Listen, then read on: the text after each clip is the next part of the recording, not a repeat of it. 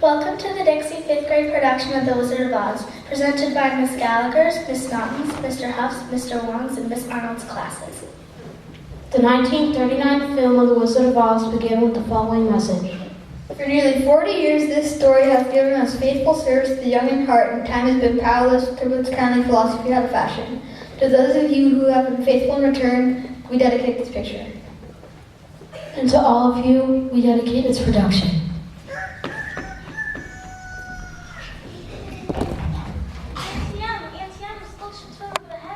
Don't be pleased, we're trying to count.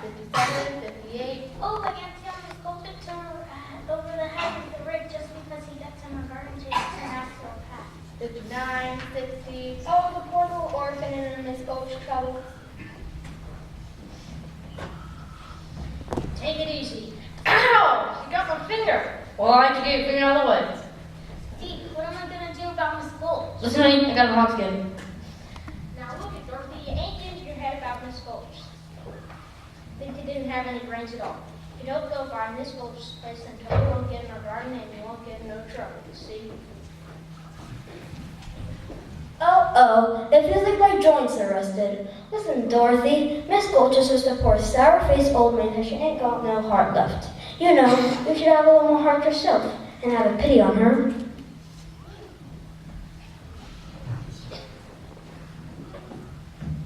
Are you gonna let that old ghost girl try to follow you? I will hurt you, that's all. Here, what's all this jabber-wopping when there's work to be done? Really, Auntie Em, did you hear what Miss Gulch said she's gonna do to Toto? Now, Dorothy, find yourself a place where you won't get into any trouble. Place where I won't get into any trouble. Do you suppose there's such a place, Toto? It's not a place you could get by a boat or a train. It's far, far away beyond moon, beyond rain.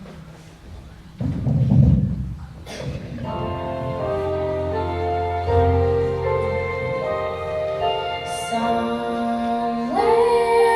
over the rainbow, way up high, there's a land that I heard of once in a lullaby. Somewhere over the rainbow, skies are blue, and the dreams that you dare to dream really do come true. Someday I wish upon a star and wake up where the clouds are far behind me,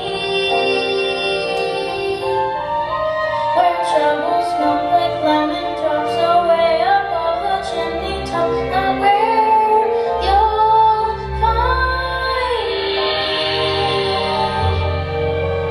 Somewhere over the rainbow, bluebirds fly, birds fly over the rainbow. Why then, why can't I?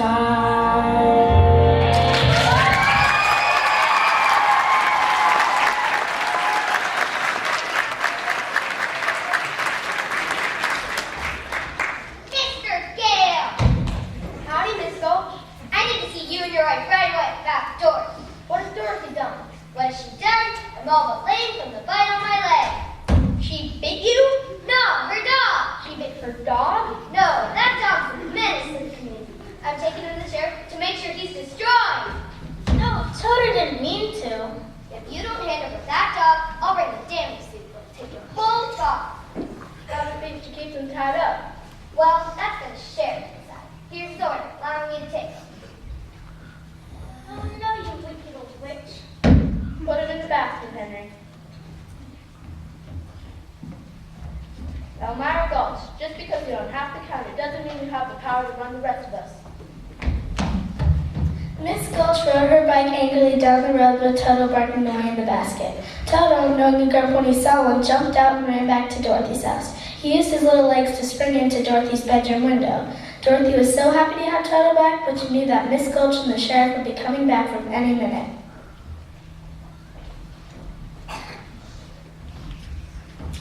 Miss Gulch had an order from the sheriff, and she was not one to let little creatures that crossed her get away. Dorothy thought fast. She realized there was only one way to keep Toto safe. She pulled out a suitcase and started to pack. She and Toto were going to run away. Dorothy and Toto hit the dirt road behind her house, leaving a trail of footprints behind them. In time, they came upon a bridge, which they crossed. On the other side, there was a few feet away. There was a wagon with a sign that said, Professor Marvin, acclaimed by the crowned heads of Europe. Let him read your past, present, and future with this crystal. Also juggling in sleight of hand.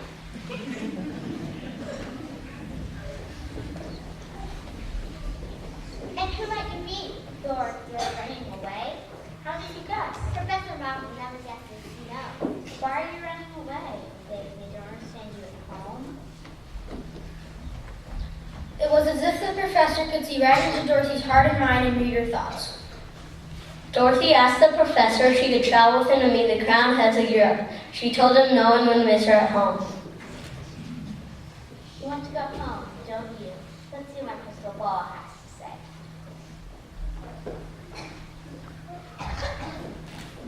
The professor asked Dorothy to close her eyes. He put on a hat, and then the professor's assistant reached into Dorothy's basket and took out a picture. It was a picture of Dorothy's house. Now open them. We'll get to the crystal. Oh, this is I see a house. Is it fenced and a barn? That's our barn. Yes, there's a woman. She's wearing a dress. That's Aunt Young. Her name is Emily. Why she's crying? Someone's hurt her. Someone's got broken her heart. Me? Well, so she was very much. Why? She's putting her hand on her heart. She's dropping down the bed. Oh my! That's all. The professor managed to convince Dorothy that Auntie Young was sick. Dorothy was brave. She grabbed Toto and bolted from the professor to head back over the bridge towards home. They crossed the bridge and up the hill. Leaves flew furiously all around the moon. A storm was coming, a whopper, it was a cyclone.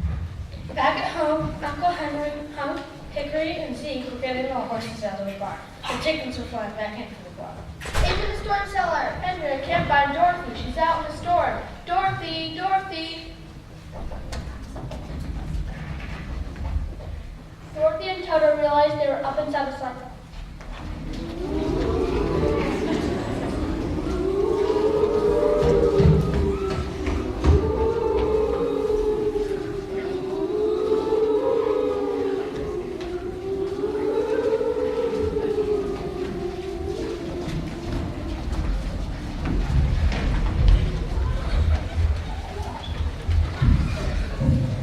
Are you a good witch or a bad witch? Excuse me, I'm a little muddled. The Munchkins call me because a new witch has just dropped a house on the Wicked Witch of the East. What's left of the Wicked Witch of the East? Oh my. And so what the Munchkins want to know is, are you a good witch or a bad witch? I believe in the East of the North. Dorothy was puzzled. She'd never heard of a good witch before. That's the Munchkins giggling. They're happy because you have freed them from the Wicked Witch of the East. Welcome to Munchkin Land. You may all come out now. Come out, wherever you are, and meet the young lady who fell from the star. She fell from the sky, she fell very far, and Kansas, she says, is the name of the star. And Kansas, she says, is the name of the star. She brings you good news, or haven't you heard? When she fell out of Kansas, a miracle occurred.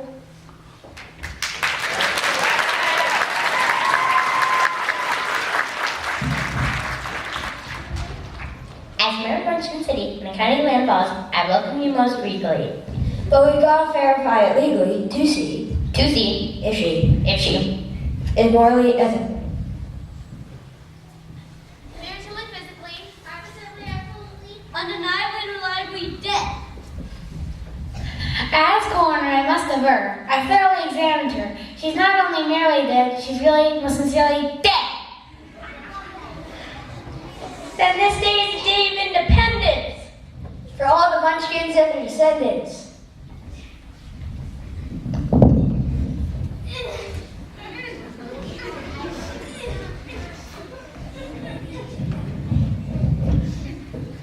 We thank you very sweetly for doing it so neatly. You cured her so completely. Don't thank you very sweetly. Let the joyous news be spread. The wicked old witch at last is dead.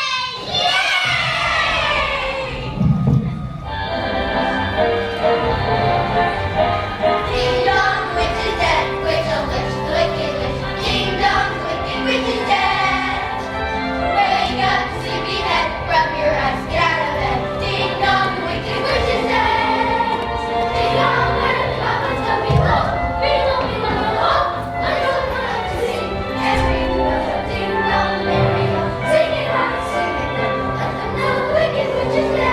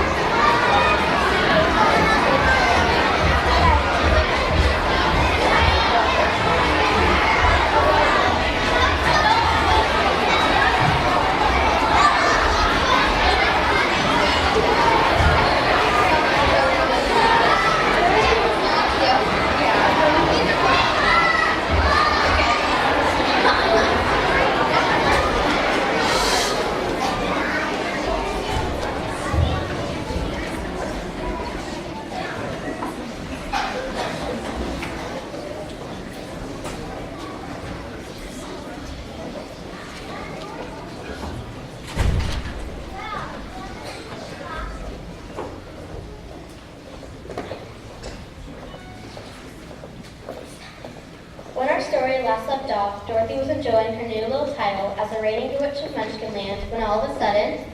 Shh! I'm trying to honor Dorothy. Sorry. From now on, you'll be history. You'll be hissed. Shh! You'll be history. And we'll glorify your name. You'll be a member. You'll be a man. Shh! You'll be in the Hall of Fame.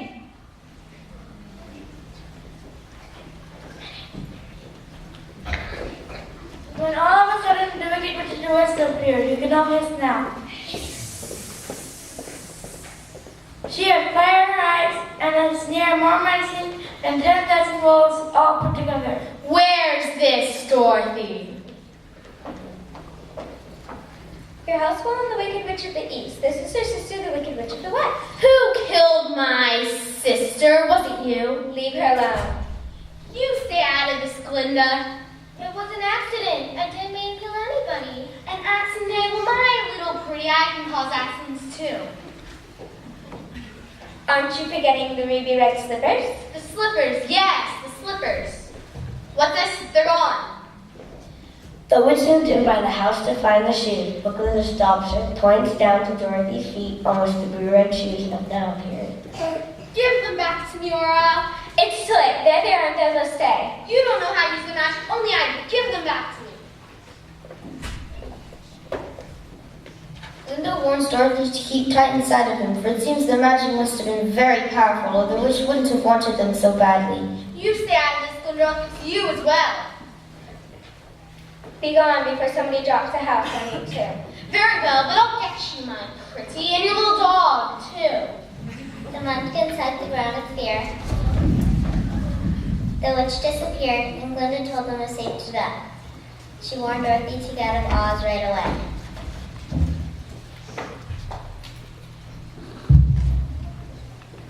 Well, which way is back to Kansas? I can't go the way I came.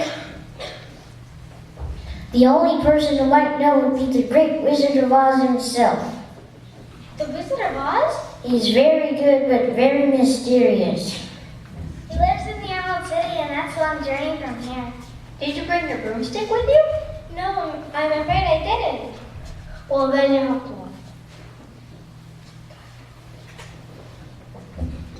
We will see you safely to the border of Munchkinland. And remember, never let those ruby slippers off your feet, or you'll be at the mercy of the Wicked Witch of the West.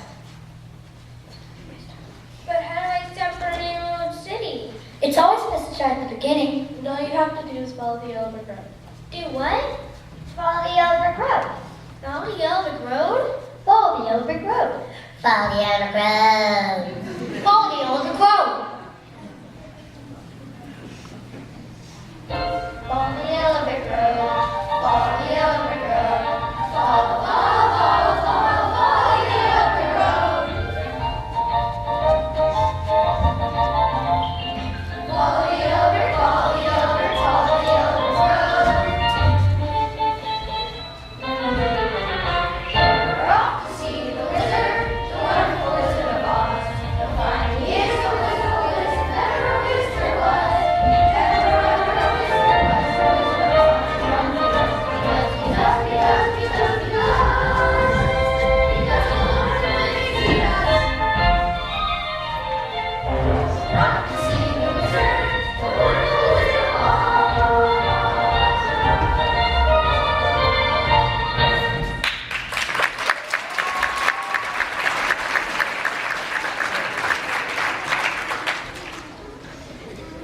Now as Dorothy wandered into a cornfield, she wondered out loud which way to go. Turned out that a scarecrow was swinging on a pole next to a fence full of black birds. Girl! And that scarecrow answered her.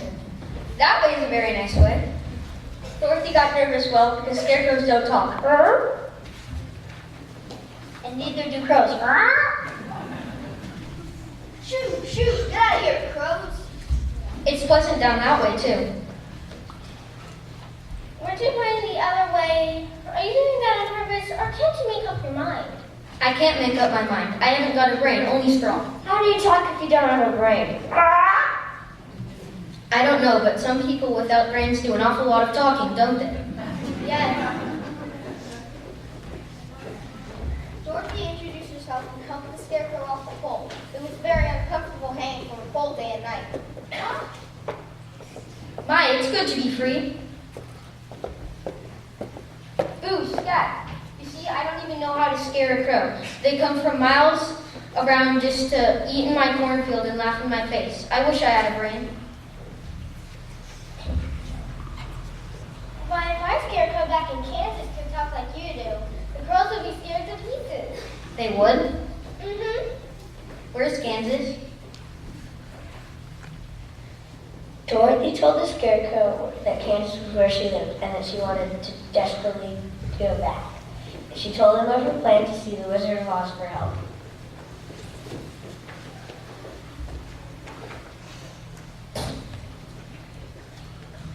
The scarecrow wanted brains like Dorothy wanted to go home, so he begged to go with her.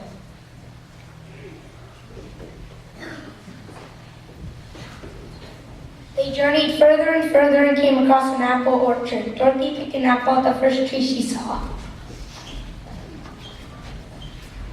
The tree slapped her back. Ouch! What do you think you're doing? Well, we've been walking a long ways and I was hungry. She was hungry. You hear that, fellas? She was hungry. so. Well, I get it. I'm hungry, so I'm gonna rip apples off your tender branches. Well, you know what, Dorothy? Sticking from all those trees, it hurts. Yeah, it does. That's right, it hurts. As in, ouch! You don't want any of those apples, Dorothy. Oh, great. Now there's something wrong with my apples. Oh, fine. Whatever, Dorothy. Watch, Dorothy. I'll show you how to get apples. Making faces at moi. Who is this guy? Hey, scarecrow, take that. And that. Hit the hay!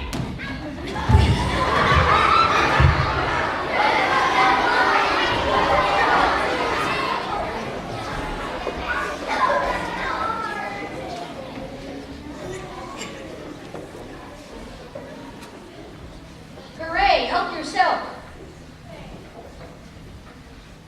As Dorothy and the Scarecrow were eating the juicy apples, they came upon a man made out of tin. He was crying out weakly. Oil can! Oil can! Oil can! Oil! Oil!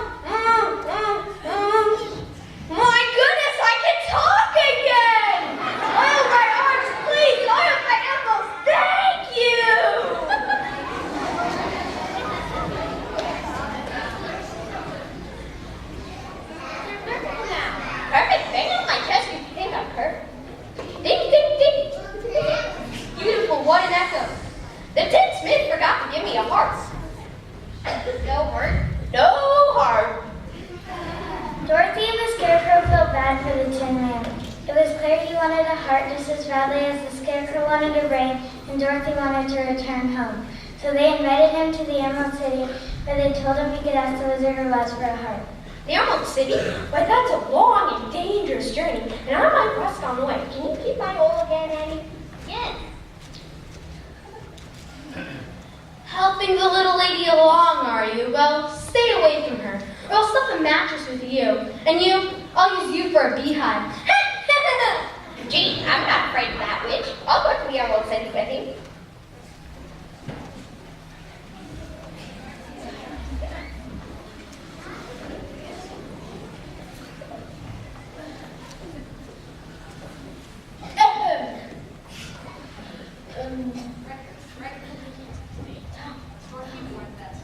Dorothy warned them. It'll be very dangerous. Because this witch is a really rude witch. To ensure her, they remain by your side. Especially all she's done for them.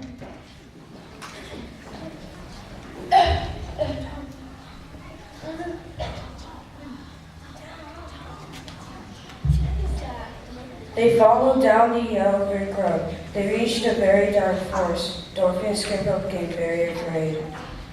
I hope these trees are nicer than the last ones. I wonder what we might find here, I wonder.